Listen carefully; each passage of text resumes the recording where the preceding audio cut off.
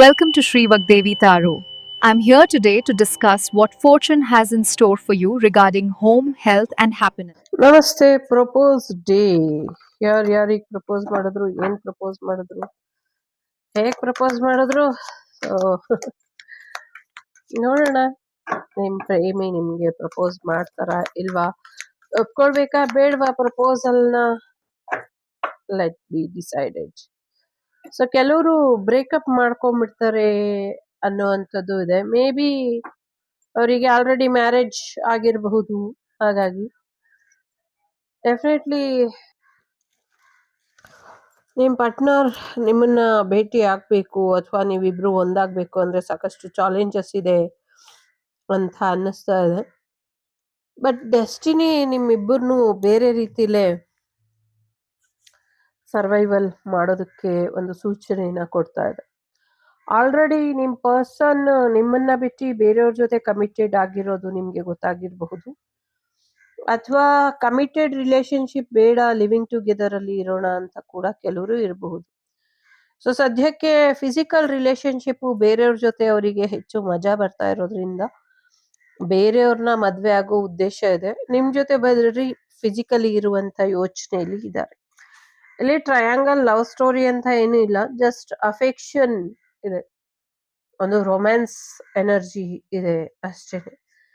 So ಇಷ್ಟ ದಿನ ಇವ್ರನ್ನ ಮದ್ವೆ ಆಗೋದಾ, ಅವ್ರನ್ನ ಮದ್ವೆ ಆಗೋದಾ, ಅಥವಾ ಇಬ್ಬಿಬ್ಬರನ್ನ ಆಪ್ಷನ್ ತರ ಇಟ್ಕೊಂಡಿದ್ದವರು ಇಬ್ಬರನ್ನು ಬಿಟ್ಟು ನ್ಯೂ ಪರ್ಸನ್ ಬರ್ತಾರೆ, ನ್ಯೂ ಪರ್ಸನ್ ಜೊತೆ ಮದ್ವೆ ಆಗಿ ಅವ್ರಿಗೆ ಪ್ರಪೋಸಲ್ ಕೊಟ್ಟು ಅವ್ರನ್ನ ಮದ್ವೆ ಮಾಡ್ಕೊಂಡು ಅವರ ಸಿಂಗಲ್ ಬ್ಯಾಚುಲರ್ ಲೈಫಿಗೆ ಒಂದು ಎಂಡ್ ಹೇಳ್ತಿದ್ದಾರೆ ಅನ್ನುವಂಥದ್ದು ಇದೆ. ಒಂದು ಡೆಸ್ಟಿನಿ ವೆಡ್ಡಿಂಗ್ ಆಗುವಂತ ಸಾಧ್ಯತೆ ಇದೆ.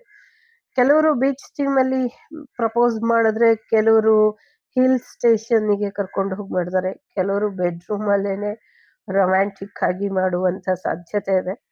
ಇನ್ ಕೆಲವರು ಸೊ ಎಲ್ಲೋ ವರ್ಲ್ಡ್ ವೈಸ್ ಟ್ರಿಪ್ ಕರ್ಕೊಂಡು ಹೋಗಿ ಬೇರೆ ದೇಶದಲ್ಲಿ, ವಿದೇಶದಲ್ಲಿ ಮಾಡುವಂತ ಸಾಧ್ಯತೆಗಳು ಕೂಡ ಕಾಣಿಸ್ತಾ ಇದೆ.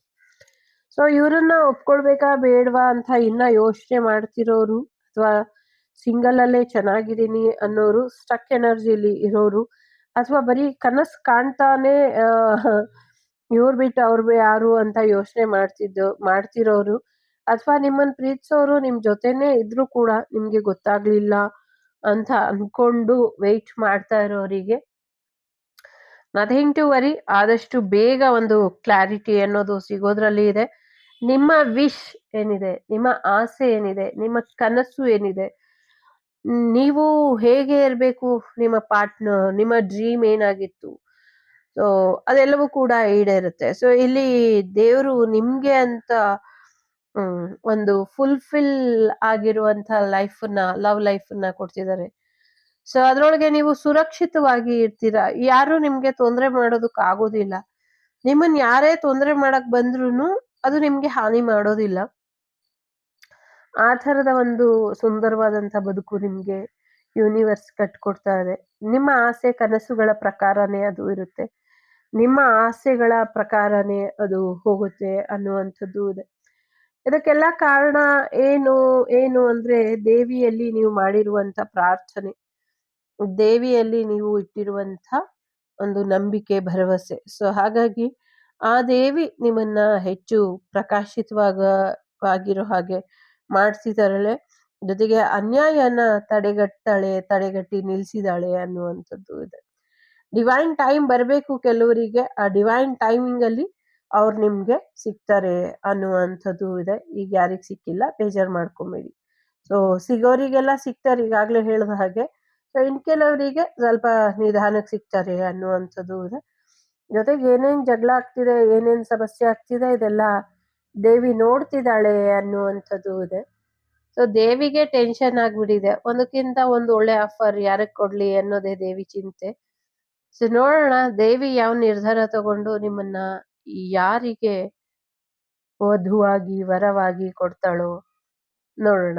ಇಟ್ಸ್ ಒಂದು ಕ್ವಶನ್ ಮಾರ್ಕ್ ದೇವಿ ಹತ್ರ, ದೇವಿ ನಿರ್ಧಾರ ತಗೊಳ್ಳೋದ್ರ ಬಗ್ಗೆ. ಬಟ್ ನೆಗೆಟಿವಿಟಿನ ಅಮ್ಮ ಕಂಟ್ರೋಲ್ ಅಲ್ಲಿ ಇಟ್ಟಿದ್ದಾಳೆ, ಆ ಕಂಟ್ರೋಲ್ ಹಾಗೆ ಇರ್ಲಿ ಅನ್ನುವಂಥದ್ದು ಇದೆ. ಜೊತೆಗೆ ನಿಮ್ಮ ರಹಸ್ಯ ಏನಿದೆ ರಹಸ್ಯವಾಗೇ ಇರ್ಲಿ ಅನ್ನುವಂಥದ್ದು ಕೂಡ ಇದೆ. ಸೊ ಎಂಜಾಯ್ ಮಾಡಿ, ತುಂಬಾ ಚೆನ್ನಾಗಿದೆ ಲೈಫ್. ಒಂದೊಳ್ಳೆ ಸ್ಟ್ರಾಟರ್ಜಿ ಏನೇನ್ ಮಾಡಿದ್ರಿ, ಏನೇನ್ ಪ್ಲಾನ್ ಇತ್ತು ಎಲ್ಲ ವರ್ಕ್ ಆಗ್ತಿದೆ, ವರ್ಕ್ ಆಗಿದೆ. So take care. ಬಾಯ್. ನಮಸ್ತೆ. The Shrivak Devi Tarot channel is so glad to see you again. Thank you for watching our tarot card readings today.